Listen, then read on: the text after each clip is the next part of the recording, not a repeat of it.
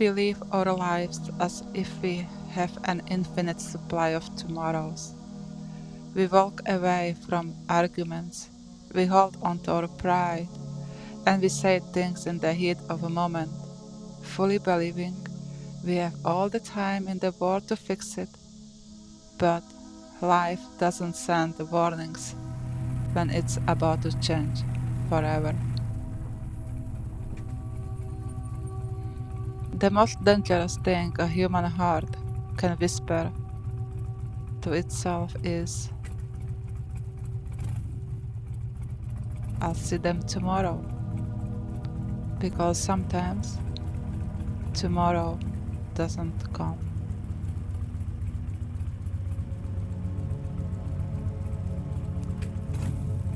Before the silence, there was a love, so natural.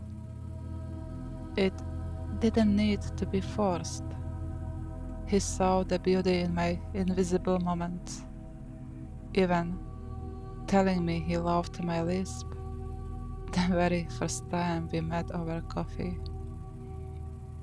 We worked in the same hospital, me in microbiology, him down in the dental lab. Every break, every walk home was shared. When I'll Be Missing You came onto work radio, we would call each other through the internal link just to say, listen, they're playing our song. He wanted me to succeed, helping me save for my driver license by picking up the extra work. We thought we have forever. And then the tower falls. One day at work, a childish, hurt reaction twisted inside me. He walked toward me with open arms and a big smile, and instead of stepping into it, I pushed him away. I looked right at him and said the words that would echo for decades. I don't want to see you anymore. And I left.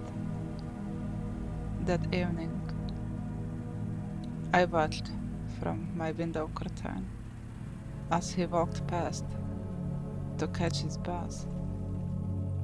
I didn't step out. I didn't wave. I just watched him disappear. I had 1,000 chances to reach out that night, but I didn't. The next day, the phone rang. His parents. A brain aneurysm. Emergency surgery in another town. When I stood by his hospital bed, surrounded by the heavy beeping of monitors, time stopped. They passed. Then the priest arrived. I didn't understand why he was really there until I was pulled out, away from the room, as the machines were turned off. The last words I ever spoke to him were, I don't want to see you anymore. And just like that, those innocent, heavy words came true.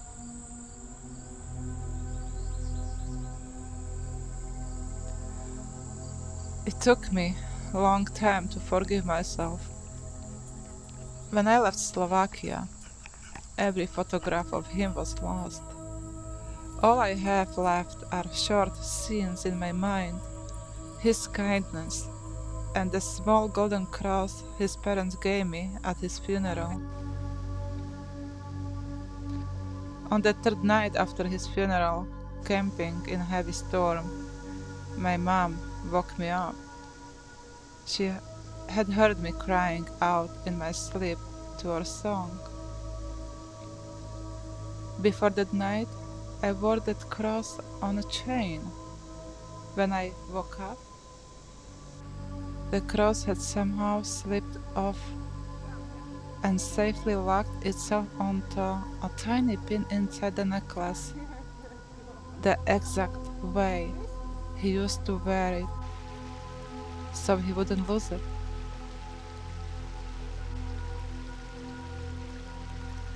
In the dark of that storm, the cross found its home. It was his silent message across the veil. He was at peace, and I didn't need to carry the guilt anymore.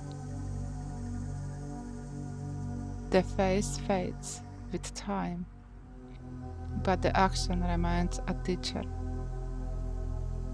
All that was left was love.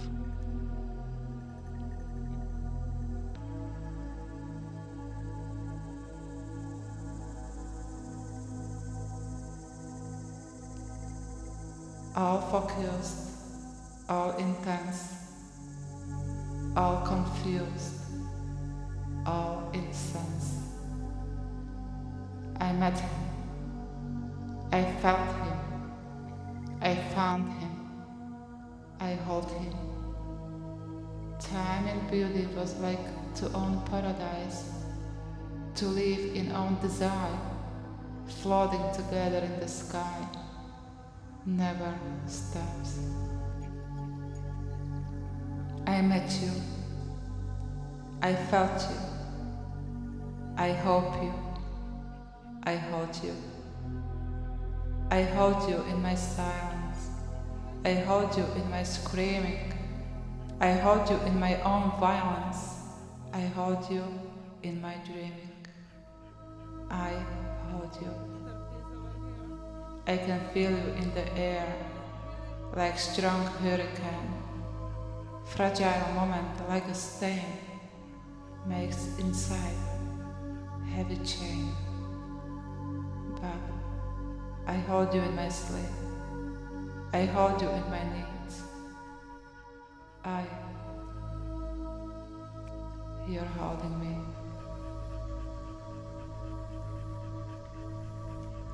We never know when a simple goodbye will be the last one.